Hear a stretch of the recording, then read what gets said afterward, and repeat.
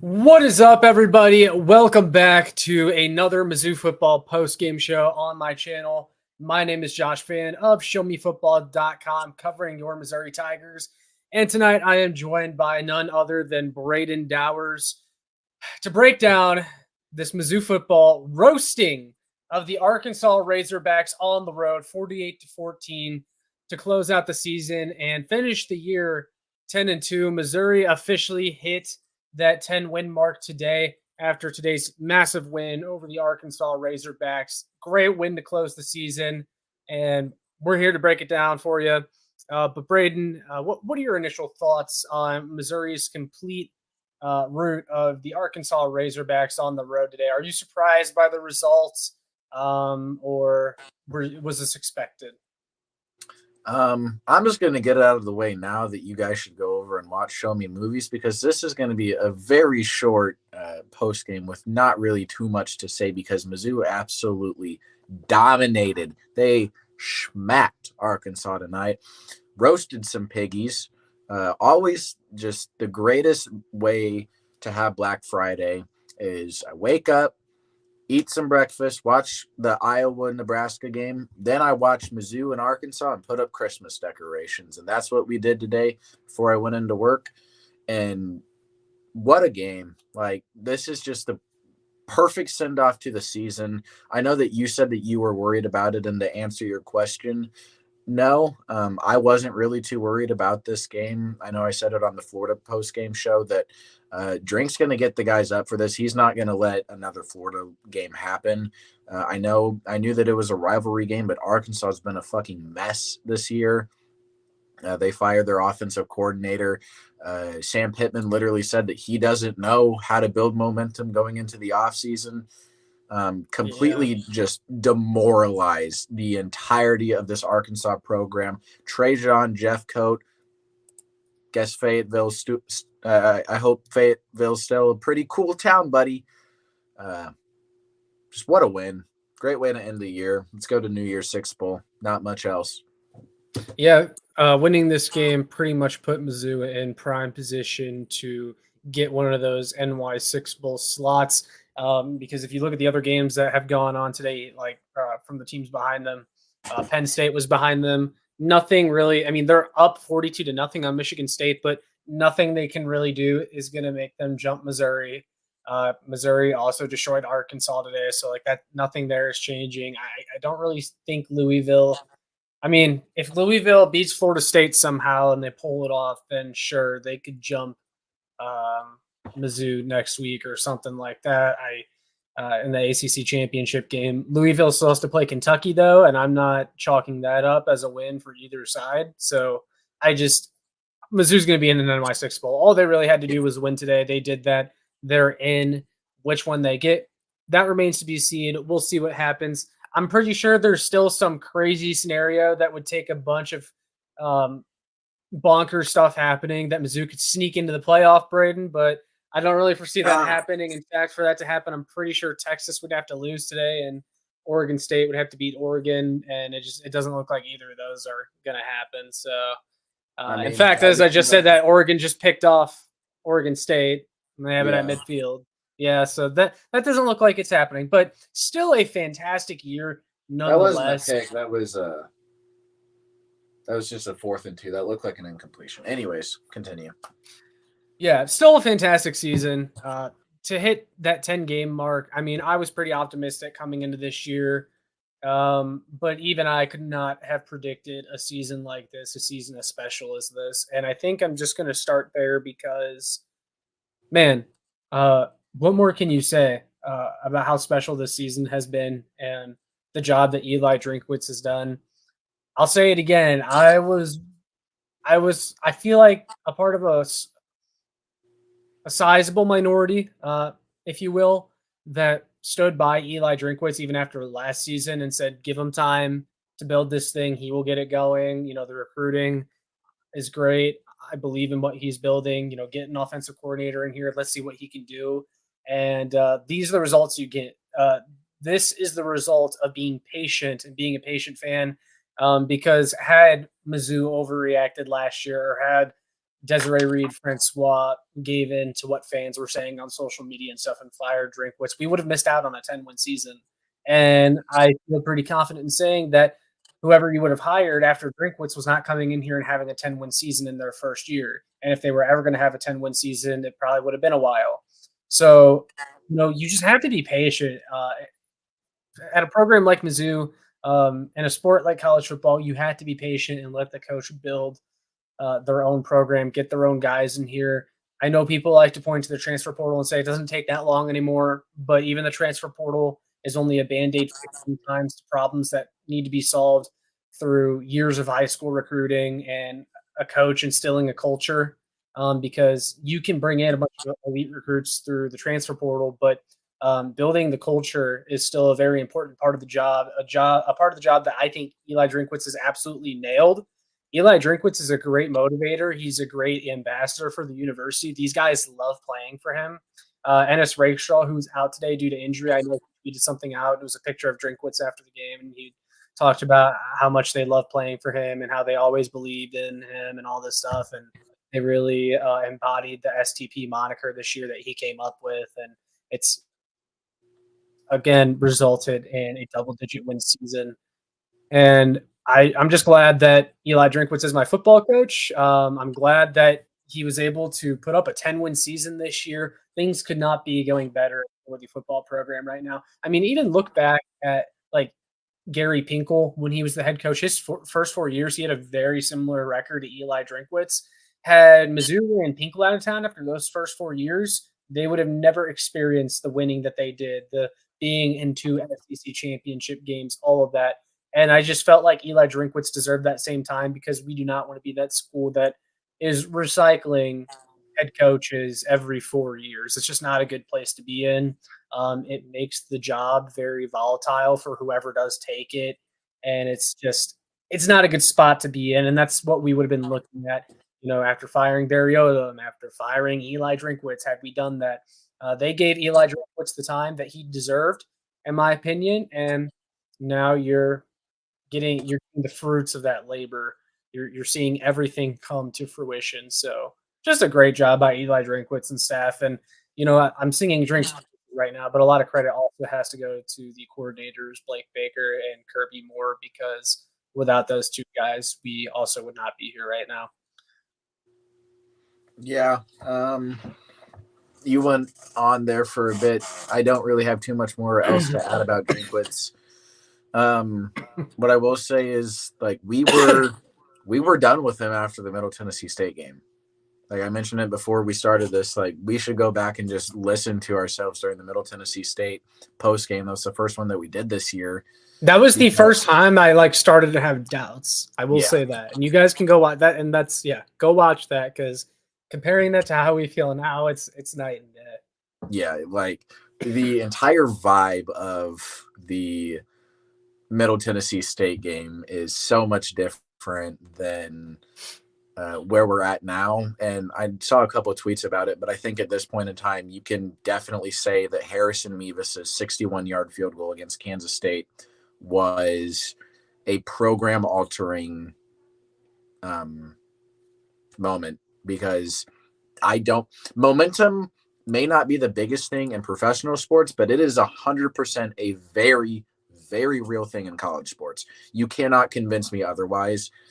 Momentum is 100% a thing, because if we do not get that field goal against K-State, who knows what happens against Memphis the next week. We'd still probably beat Vandy, but we're probably not going to feel even as good going into that LSU game.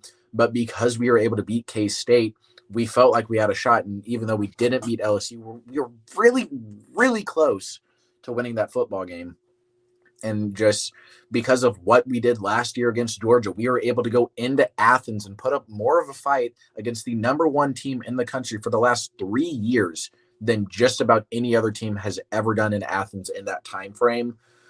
And again, I think that like just the momentum that we built up this year after that K-State game cannot be understated. And like you said, I do put a lot of this into the coordinators. Drinkwitz putting aside his own ego and letting Kirby Moore take control of this offense, call the plays, having Blake Baker here for another year. God, I pray that both of them are able to stay and that Kirby doesn't get hired away to Boise State or Blake Baker doesn't go somewhere like Tulane. I know you mentioned that as a possibility. And hell, I even hope that Drink doesn't leave for a place like Texas A&M because they're pipe dreaming about him going there. But I really don't see Drink leaving for sure. And then Blake Baker and Kirby Moore, while they might have a couple opportunities elsewhere. I mean, we saw Theo Weiss say that he wants to be back. So if Theo Weiss is coming back, if basically the entire offense is coming back, like you have Brady Cook, you have Theo Weiss, you have Luther Burden, you should have Mookie Cooper, you have all those guys besides Cody Schrader, who we'll talk about later. But you have all of those guys coming back. Why would the offensive coordinator not want to just put up one more year and see if he can get himself close to, if not win a national championship with this team? Because I genuinely think with the schedule that we have next year, there is no reason why we can't go on a massive run in the SEC and make the championship game. And also put yourself in position for like one of the bigger jobs in college football. Because Exactly. Like, sure, Kirby Moore is getting mentioned for Boise State and like San Diego State, I think, was one. But are those like I know Kirby Moore, it was really hard for him to leave the West Coast to come to Missouri. I think he wants to. I think he loves the idea of going back to the Mountain West or somewhere on the West Coast maybe. But Kirby Moore could aim a lot higher than that. And like Boise State, they're kind of on a downward trend right now. I don't like. I know he went there, but I don't know. Like Boise State, he could do so much better than that. I really do feel like if he stayed here for one more year and put up big numbers, he could get like a top coaching job at one of the big vacancies, whichever those are next year. I really think Kirby Moore could benefit from being here another season. And like you said, the offense is largely in place for next year, and he can make a run at the college football playoff. We were also talking, or I was talking to you before the game, or sorry, during the second half, actually. And I was saying how next year Missouri's season is really a cupcake schedule starting out. And like this year, no one had Missouri winning 10 games. No one had Missouri being ranked. And so Missouri really had to earn their ranking. I would be shocked if Missouri wasn't ranked in the preseason polls before the season next year. And so those first 4 games, even though they're all cupcake games, you're not really going to have to earn your ranking in the same way. You're already going to have a ranking. And then the first 4 weeks are just going to be about beating the team in front of you and sustaining that ranking that you earn in the preseason, which makes next season a really good opportunity to make a run at the college football playoff, especially if you're returning a lot of the same players and both coordinators. Yeah. I mean, you're returning, like we said, basically the entire structure of this offense outside of Cody Schrader. Everybody should be coming back. And then you're adding Williams-Nawari on defense. Sure, you're losing Darius Robinson, which is going to hurt a lot. But you get a guy like you get the number 2 recruit in the country. I think that we're going to be okay on the defensive line. I mean, Drink's going to have to nail the transfer portal, and he's already doing a really good job. He got a JUCO tackle just the other day, which was a really good get. He was the number 6th ranked JUCO guy, right? I think he was top 15. And he was like the number 1 or 2 offensive tackle, I think. Like you get one of the top JUCO guys in the country, and then you go out and you get a 4-star center, flip him from Colorado to come in. That's another really good get. And you're starting to build up these trenches when Mizzou had a pretty good offensive line this year, but you're losing Javon Foster to the NFL draft.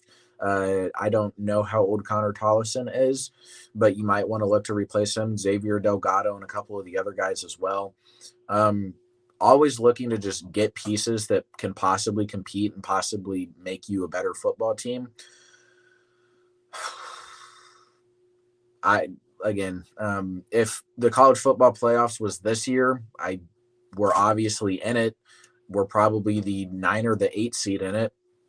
And an 8 seed, I think, gets us a home game. So, like we said, with Mizzou's cupcake schedule next year, Like, our toughest game is Bama on the road, and then after that, Oklahoma at home is going to be difficult, but that it's just those two. Definitely Depending not on unbeatable.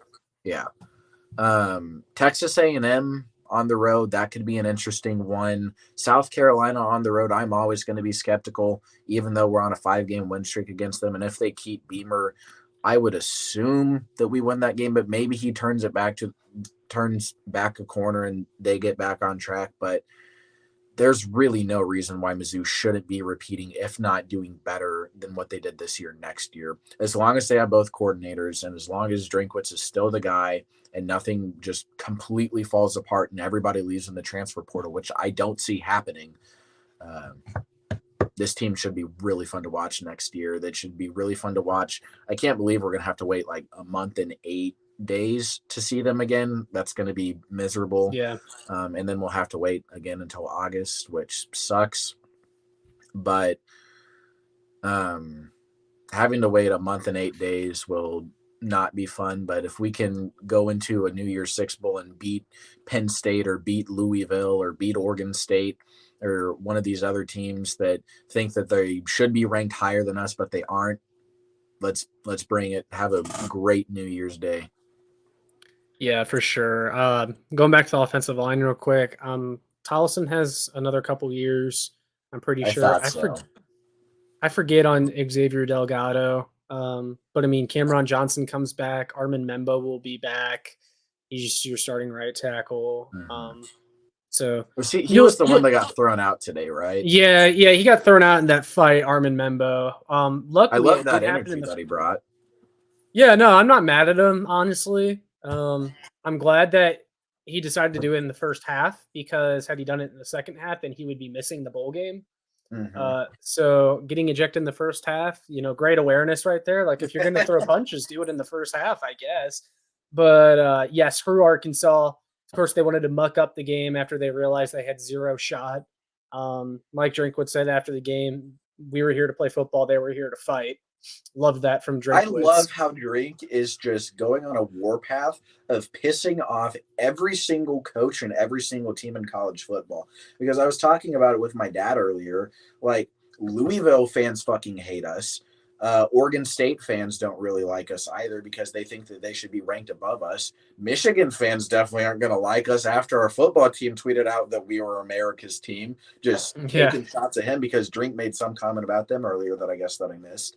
Pissing off Arkansas fans. Florida fans definitely don't like us after how our players handled beating them last week. Tennessee fans have always hated us.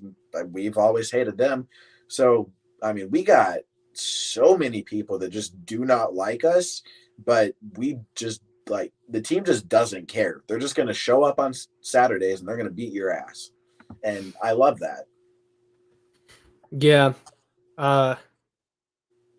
Yeah, I love Drinkwitz. I love having him as our football coach. I should also say that he locked up Coach of the Year for the SEC, at least. National Coach of the Year, I don't know about the other candidates. Probably gets it, or I think Brom probably deserves it for what he did with Louisville, even though that they did get blown out by Pittsburgh. And the ACC, I think, is a lot weaker, but Louisville was not a good football team last year, and for him to just come in year one and make them, like, if they beat Florida State, you could argue that they should be in the playoffs. Mm-hmm. Yeah, only having one loss and beating a top 10 team championship. Yeah.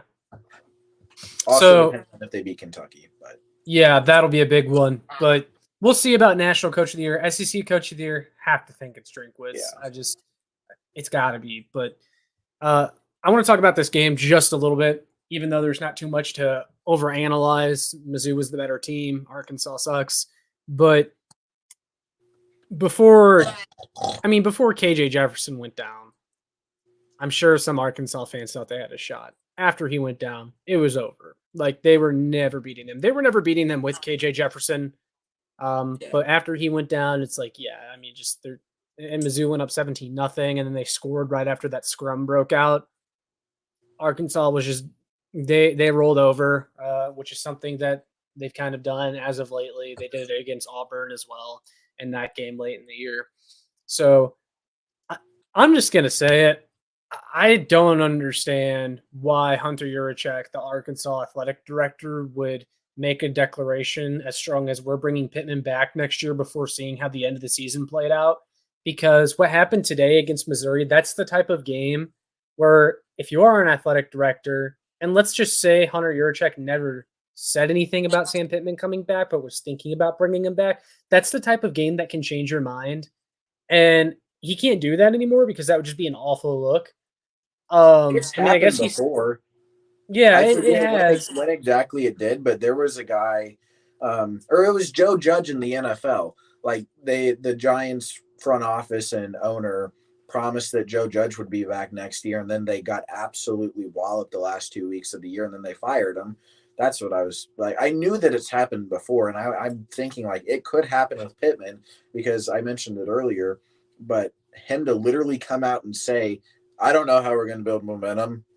Going into the offseason, Yeah. that should be a fireable offense right there. You cannot lose to your biggest rival at home 48-14, and those 2 touchdowns that you got were in garbage time, even though your players are deciding to point at us. Like, you're really gonna taunt whenever you're losing by 4 possessions. Piggies, just something about them. Yeah, I just don't know why you would make a declaration that strong before seeing how the rest of the season played out. Because that's the kind of game that would make me, at least if I was the AD, change my mind. Like, yeah, I just don't see this working out. Like, you can't, like, you would think, if you tell the players that Pittman's coming back, they're going to get behind him. They're like, okay, our coach is safe. Let's go out there and, give a good fight for our coach, Sam Pittman. Nope. They got blasted. They rolled over. That thing was over as soon as it started. Even though Mizzou put up 48 points, but it feels like still they could have won by a whole lot more. Oh And yeah, they I mean really, they had their third string in at the end of the game. mm-hmm. I mean, And Sam they Horn looked, played the entire fourth quarter. Schrader didn't play after the middle of the third.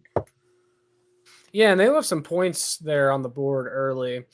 Um, there was a sequence in which they opted to kick a field goal in the first half. It was a 4th and 1, very short 4th and 1, I think. And they decided to kick a field goal. And I saw some people on Twitter complaining about that. And I remember we talked about it. And I honestly can understand it in that scenario because personally, I would have gone for it. I'll say that. But I saw some people complaining about it and they're like, well, like, okay, more specifically, there's someone on Twitter that goes by the name of Uncle Danny. And I remember him last year being one of those people that just did not like drinking. He was very anti-drink, but he was like, "Oh, drink, being the coward he always has been, not going for it there." And I'm like, seriously, like, okay, yeah, sure, I would have gone for it there, but calling drink a coward after this year, I Yeah, mean, no, he's had some really fucking ballsy calls. yeah, he's definitely shed that label this year. Like going for 2 against LSU after the first touchdown and starting the game with an onside kick against Memphis, like that is ballsy. Fake Starting the game with an punt. onside kick. Yeah, all that stuff. The fake punt on 4th and 17. Jesus, like come on, you cannot Yeah, that could not be that further is a from label that he shedded. Me personally, again, I would have gone for that because I thought that if you kicking a field goal there, Arkansas can treat that as a win, and that builds momentum. If they get a stop, yeah, that's more momentum for them. But if you like with how that we were playing, Cody Schrader was getting at least 3 or 4 yards every single carry, no matter the formation. Just halfback dive, inside zone that. They weren't stacking the box because we went for it on 4th and 1 on the previous drive and we got it. And Arkansas only had 6 guys in the box. And before the play even happened, I looked at that formation. And I'm like, well, we're getting this because we had the numbers advantage on them. And like okay, we had the numbers advantage on them and we've been dominating them at the line of scrimmage. There's absolutely no reason to not go for it. It didn't work, or it still worked out. We still won 48-14, but I think that we could have easily put Arkansas even farther away in this game if we do get that 4th and 1 conversion. But again, yeah, it's like but a very minor nitpick. yeah, and what I was gonna say is like I don't even like I can understand Drinkwitz not going for it there because it's Arkansas. You're not trying to give them momentum, and if Drink is also performing risk assessment when deciding whether or not to go for it there. He's reading the opponent and he's deciding Arkansas sucks. My defense has been dominating them. They have a backup quarterback in right now. I don't Take think the that they had a points. backup QB in at that point. They I think did. They okay. did. But you take the points. It's still a 2-possession game. Arkansas is not doing anything. Your defense is dominating. Their quarterback is hurt. I understand it. I'm not fighting Drinkwitz on that one too much. If that was Georgia or LSU that we were playing again, I think Drink goes for it. Yeah. But I think the decision making is different because it's Arkansas, and you knew you were already up, and just there was no chance of them coming back. So I didn't really mind that too much. Other than that, very good game from the offense. Cody Schrader absolutely dominated, 27 carries for 217 yards. And I almost wish that the game was a little bit closer so Cody Schrader could have stayed in and kept running and gotten to 300. So he could have gotten the record or whatever it was that he was very close to for most yards in the season. But of course, Drinkwitz after the game was on camera with Cody Schrader in the post-game interview, and he was really pumping him up for the Heisman and starting a Heisman campaign. And of course, Cody Schrader is not winning the Heisman, but I definitely think he deserves a seat at the table. And I think if the people who vote want to do the right thing, they'll at least give Cody Schrader an invite to NYC. And Drinkwitz even talked about it a few weeks ago after the Tennessee game. When's the last time the leading rusher on a top 10 team was not a Heisman candidate? Like, Cody Schrader, I think, deserves to be in discussions. And, he's the leading rusher in the SEC. He's probably going to win the Doak Walker Award. He's probably going to win the Burlsworth Trophy for the best walk-on in the nation. Like, shoot, fire up the campaign. Give Mizzou some national publicity. That'd be awesome if Cody Schrader was there in NYC for the Heisman ceremony, at least. I think that would be really cool, and I think he deserves it. So, yeah. Yeah, I mean, he's had 982 yards over the last 5 games, which puts him at 196.4 yards per game, and that's dating back to the Georgia game, which is insane. Like, 200 yards for 5 games straight is just absolutely wild. And I think that Schrader definitely, like, minimum deserves an invitation to New Year's Six. Is he going to win? No, I think that's going to go to either Bo Nix or Jaden Daniels. Deservedly so. I think Daniels is the best player in college football. But I mean, just the absolute attention, like the absolute love that Cody Schrader has gotten from the entire country.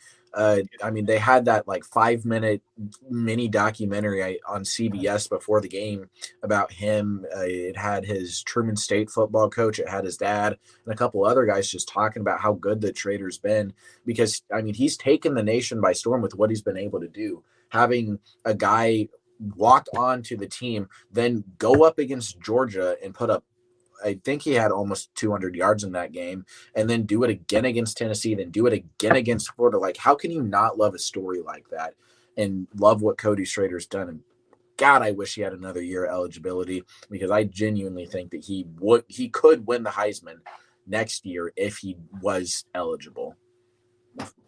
Yeah. And it'd be cool to get some Heisman recognition and have someone representing the University of Missouri there. Luther can do it next year. No reason why he can't. Oh yeah, for sure. It'd just be awesome because it's great for recruiting, saying you coached up a Heisman candidate and you had this 10-win season. We talked about the portal and how Drinkwitz is going to have to hit the portal hard and everything like that. And he's been able to grab some really good pieces out of the portal the last couple of years, and that was with 500 seasons. I am going to be really excited to see what he can do after having a 10-win season like this and kind of putting Mizzou on the map. I think there's going to be a lot of people interested in transferring to Mizzou. There's been some rumors of some guys that Mizzou's recruited in the past that have interest in transferring Hopefully back. he doesn't shit the bed. Yeah, like Dennis Gates and the basketball team, but that's a whole nother discussion. Yeah. It's great. I love Cody Schrader. And it just impresses me every single time he has one of these games, because you already knew he was good and there's not much more that he needs to prove. But it's just like, oh my God, he's doing it again. Just taking another huge run down the sidelines or whatever. It. It's just incredible week in and week out. I tweeted it earlier after his first big run. Like, anytime I watch him run, I just start laughing, because and I think that you can really credit like a lot of his success to our offensive line because they were just some absolutely gaping holes today. And even when they don't hold their blocks that well and Schrader has two guys in his face in the backfield, he's still going to turn it upfield and get 3 or 4 yards out of it. And I think that he's the kind of guy that has definitely played himself into being an NFL draft pick. I think that he goes day 3, maybe in the 5th or the 6th round. I don't like bare minimum. I think he's going to get an invite to some sort of camp. I think that the Chiefs would be stupid not to have him report to training camp just as like somebody to get Mizzou fans to go to Chiefs training camp and see him again. Oh yeah, for sure. And I think I said it before, but if Clyde Edwards-Helaire can be on an NFL roster, Cody Schrader can make it in the NFL. I have no doubt in my mind. And then to answer Trey Young's question, when he's eligible, what pick do you think Brayden will go? I think he goes round 1. I mean, it depends on how good of a season that he has next year. But if he repeats this year or builds off of this year, even more kind of like, well, last year he had like 300 yards or something and it was solid. This year he's had close to 1,000, I think. He had 55 yards today. I'm not sure what his season total is. But I'd assume that Brayden, as long as he improves off of this year at least a little bit, goes in the first round because the movement that he has is, and like just the ability to move his body and how agile he is something that a ton of NFL teams are going to want to love to have on their roster.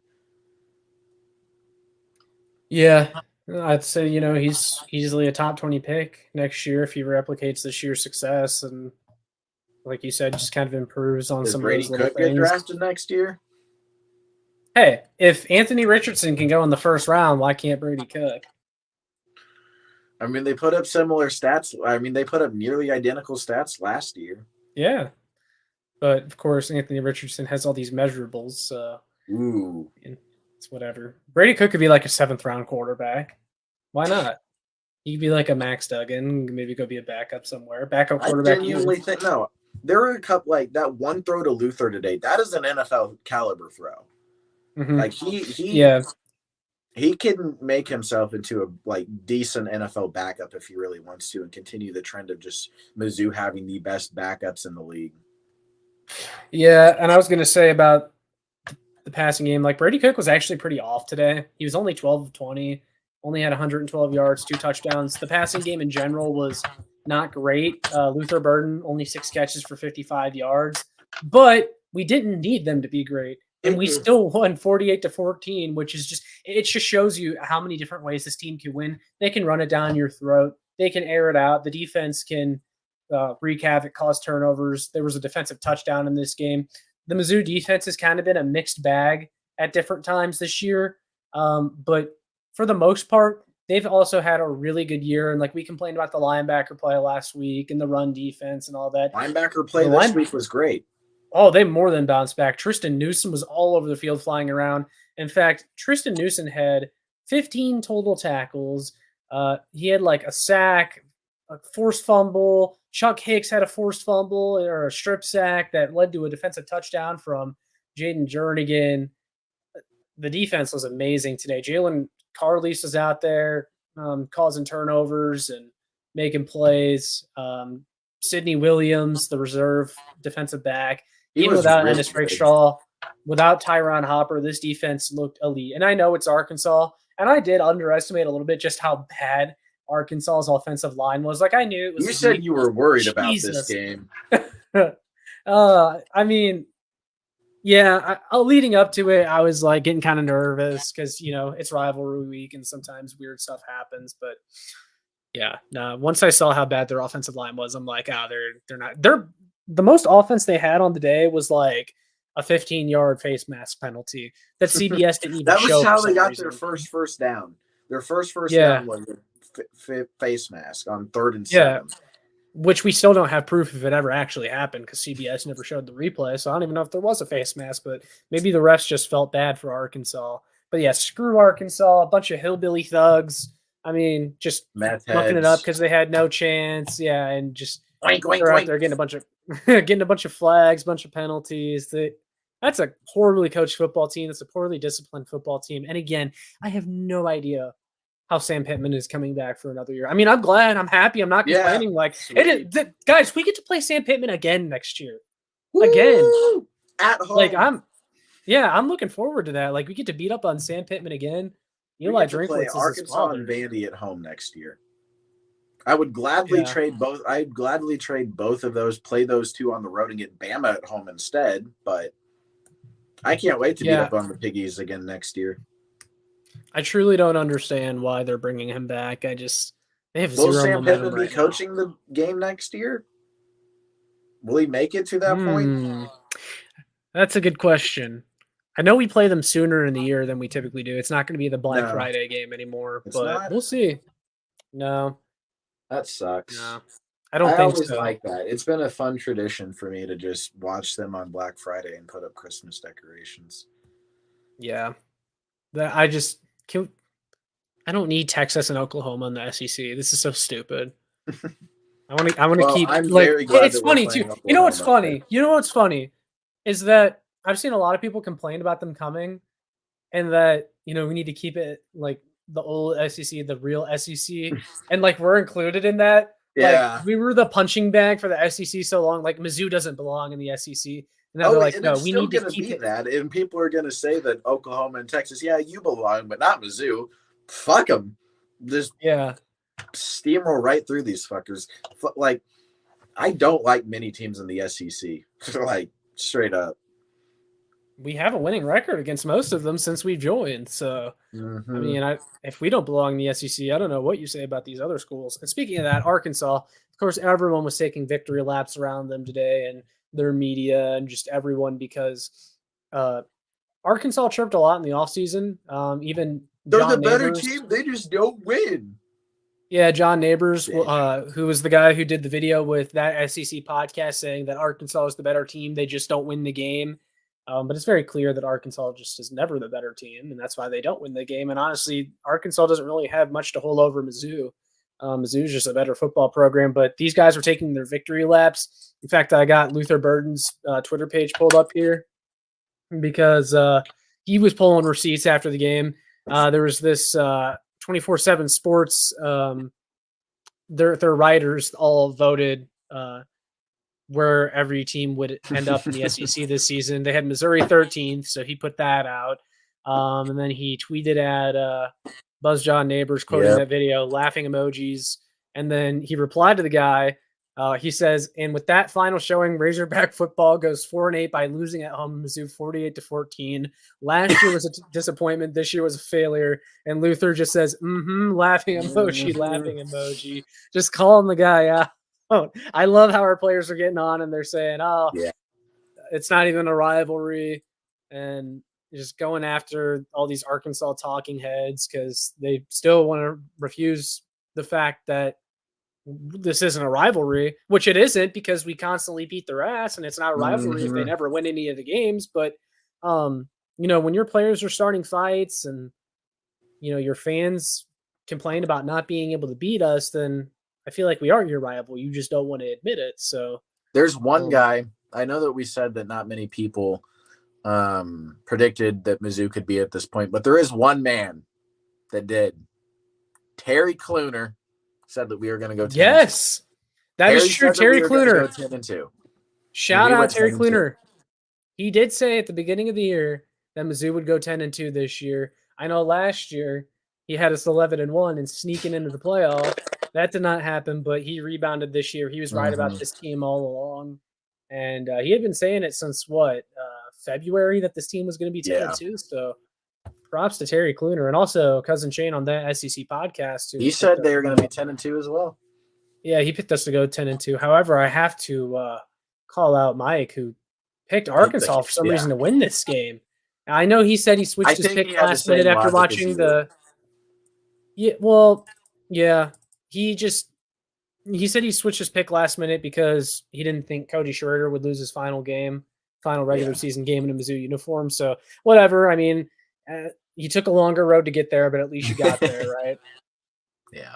So it worked out. Theo Weiss is draft eligible. He said that he's probably coming back, though.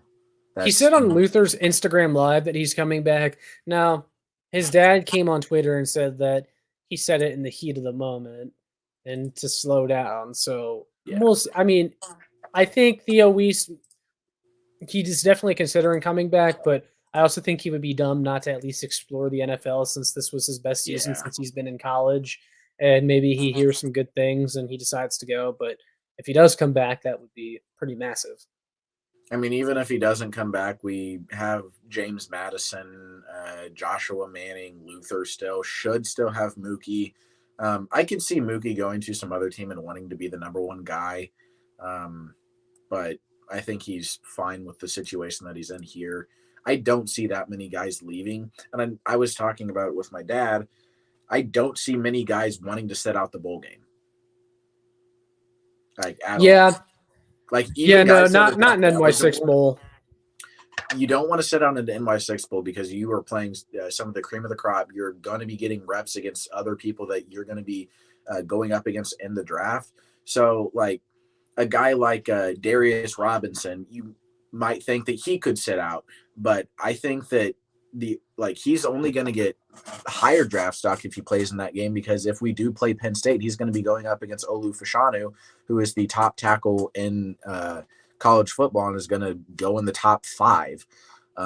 So if he can have a massive game against him, that's going to skyrocket his draft stock. Guys like Javon Foster, maybe he could sit, but I don't see that happening. Obviously, Luther's going to play. Brady's going to play. Schrader has nothing to lose. I don't see many guys sitting out. Maybe Ennis and Chris Abrams-Draine, but even then, I think that they just love the university too much. And the only way that they'd sit out is if Drink tells them, hey, you can't play in this. But I don't think that he's going to do that for New Year's Six Bowl, because that's New Year's Six Bowl, that's too big. And you're going to be playing probably some big brand, whether it's Penn State or Texas or someone like that. That's a game you're going to want to play in. That's a game against some really good competition. It's another game you can put on tape, especially if you're a fringe guy like Theo Weiss or someone like that. Like Theo Weiss can leave if he wants to, but he's not a surefire NFL draft pick. You could definitely boost your stock by playing in a game like that. Even Cody Schrader, Cody Schrader has been an awesome story, but we're talking about him going on day 3, maybe, or being a UDFA. This is the type of game where you could really start to raise your stock. If you go out there, Cody Schrader puts up 200 yards against the Penn State defense, he's going to get drafted. Yeah. I mean, he'd be stupid not to go out there and play against them. So I'm not really too worried about that. And I'm just excited. I'm excited to find out who we play, and I'm excited to see how many of the teams in the top 8 can lose, so we have a chance to potentially jump them and just get the highest ranking possible at the end of the season. So, as long as we're not playing the whoever the group of 5 team is, it'd be Tulane. Yeah, I don't remember if Tulane won today or not, but as long as we're not playing they did beat UTSA, but as long as we're not playing Tulane, I'll be happy. I really want to see Penn State or Louisville, mainly just to shut Louisville fans up because they think that they're better than us. They're not. They got blown up by Pitt, and the ACC is incredibly weak this year. And they didn't even play Clemson or North Carolina. Good for you. I'm not impressed by their record really whatsoever.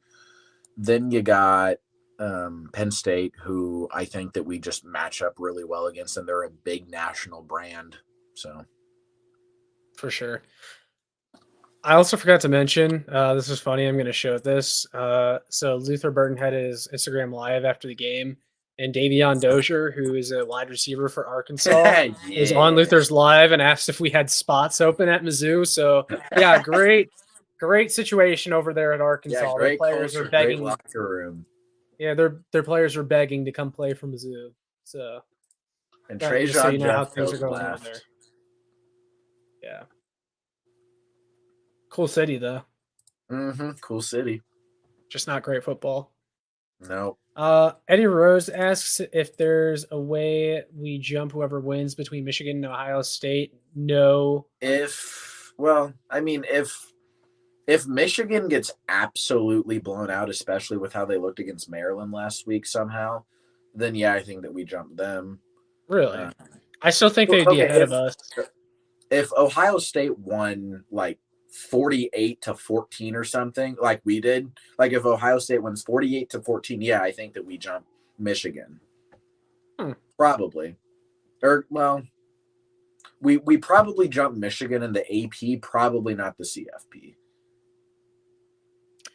What I'd really love to see is Kentucky beats Louisville. So there's pretty much no shot of Louisville jumping us for the rest of the year. But then Louisville beats Florida State. And we could maybe jump Florida State. Or Florida State could lose to Florida this weekend too. That could happen. That's a game that people are really overlooking. Like that's a massive rivalry down there, and nobody wants to play in the swamp. Especially, I think it's at 6:30. Like that game's going to be under the lights. That's not a game that you want a backup quarterback going into. And yeah, like Florida starting their backup quarterback too, but Max Johnson was really damn good against us. So. Yeah, that sucks that they won't have Graham Mertz, but Max Brown looked really good. He can run the ball too. Max Johnson. You were thinking the running back Montrell Johnson, who was also really good. No, I think I'm thinking of the Texas A&M quarterback. His last name's Johnson, I think. Yeah, he was. That makes sense. But yeah, Mizzou dominates Arkansas yet again for another year. Eli Drinkwitz is now. Does this mean the basketball team's going to lose again? I hope not. Don't they play like who do they even play? Loyola. It's like another cupcake. Yeah, they're like 300th in Ken Palm. Yeah, it's like another team in the 300s in Ken Palm. They better not lose. I can't believe we lost to Jacksonville State. That game literally made me delete Twitter for the week, and I just was not on there hardly at all. Just like I needed a mental break. That was just bad. Yeah, I mean, we had to pay, but I wouldn't trade it for the world. Yeah, we had to pay for the sports gods for the 4th of 17. 100 times. I will lose to Jackson State 100 times if it means that we win that Florida game again. Oh yeah, for sure. But yeah, Drink is 3-1 versus the Piggies in his career. I'm sure he'll be 4-1 against Sam Pittman next year if he makes it to that game. Mm-hmm. I know I've said it like 100 times already. I have no idea how Sam Pittman is able to stay there after that game. Too late to go back? That's what I'd be asking if I was Arkansas. Again, like they did it with Joe Judge. No reason why can't do it in college football. I'm sure it's been done it's a bad look, but it's probably a worse look if you do hang on to Sam Pittman and then he just keeps losing. Yeah. And then they're talking about all this increased like NIL commitment. Like, okay, what changed between now and a couple weeks ago that the NIL boosters at Arkansas are just like, yeah, we're putting money behind Pittman. They beat Florida in overtime and FIU. I mean, that's it. That just makes no sense to me. But whatever. I mean, I'm not complaining. So we'll see him again next year. One guy I want to shout out is Barry Odom. He might be going to Mississippi State. Yeah, I wouldn't try to jump from UNLV too quickly if I was him and go to a job. Yeah, I'd probably take another year or two there. Well, because Mississippi State is still another tough job, and I don't know if Odom's ready for that jump. I don't know if he can recruit at this level. He could for us. I feel like he's just trying to get back at Mizzou as quick as possible, and he would be kind of reaching to take that Mississippi State job. But I mean, oh well, he's trying to jump on the opportunity. I mean, at the same time, there's a other side of the argument where it's like UNLV really not supposed to be this good at football. His stock could drop very fast next year if he has a bad year. So yeah, I mean, I understand it from both sides, but. Yeah, we'll have to do another show kind of talking about off-season chaos and stuff like that because like after championship weekend next weekend, there's going to be a lot of shit to break down because guys are going to start hitting the transfer portal. We should probably like just do like really just so that I can outline it in my head, like who we could possibly be losing, what we need, what we have to replace, and just see who's there and just judge what Drinkwitz does from the situation that is outlined after that. And then also we'll know the bowl games the day after, I think. It's that Sunday after championship games. Yes. So after next week. Yeah, you're right. Yeah, we'll know the bowl game after next Sunday. Okay. So we definitely do something on that. And I don't have any idea on this. I'm not trying to like break news or anything, but typically every year in the transfer portal, there's at least a couple guys that, and this goes for every team, but there's at least a couple guys that you don't expect to hit the transfer portal, and you're like, wait, hold on, why are they leaving? There'll probably be one or two guys from Mizzou this offseason that we're going to wonder why their name hits the transfer portal. So I'm sure we'll have something like that to talk about as well. There's chaos is going to start hitting here pretty soon. So we'll see what happens, and we'll be here to talk about it. As long as it's not Luther, which like, there's just he's not going anywhere. Yeah, like, I don't want to scare people when I say that. Like, yeah, I don't want to scare anyone when I say that. Luther Burden's not going anywhere. He's making a lot of money here. He likes it here. This is a winning team now. I don't think any amount of money could lure Brady Cook away. Yeah, no, Brady Cook doesn't want to go anywhere. He is a Mizzou boy, Mizzou son at heart. Yeah. So anyway, if something does happen, we'll be here to talk about it, but we're going to go ahead and wrap this one up. So make sure you like, share, and subscribe so more Mizzou fans can find this. Thank you all for joining in tonight. Make sure you share this even after the fact if you're not watching live. You can check out my work on showmefootball.com for more. And then Brayden, go ahead, do your thing. I already plugged Show Me Movies at the start of this, but I'm going to plug them here for anybody that's left. Make sure to go over to Show Me Movies. Link for that down in the comments below. One last thing to add. It's been a really fucking fun season of breaking down Mizzou football. It's been fun doing this. It'll be fun to do it during the bowl game. Whatever off-season chaos happens, we'll be here. Then we'll be ready for 2024. Yep, and we'll be here to guide you guys all the way through that. So, again, with all that being said, make sure you like, share, and subscribe so more Mizzou fans can find this. Make sure you check out all that stuff in the description, and we will see you all in the next one. MIZ. DOU.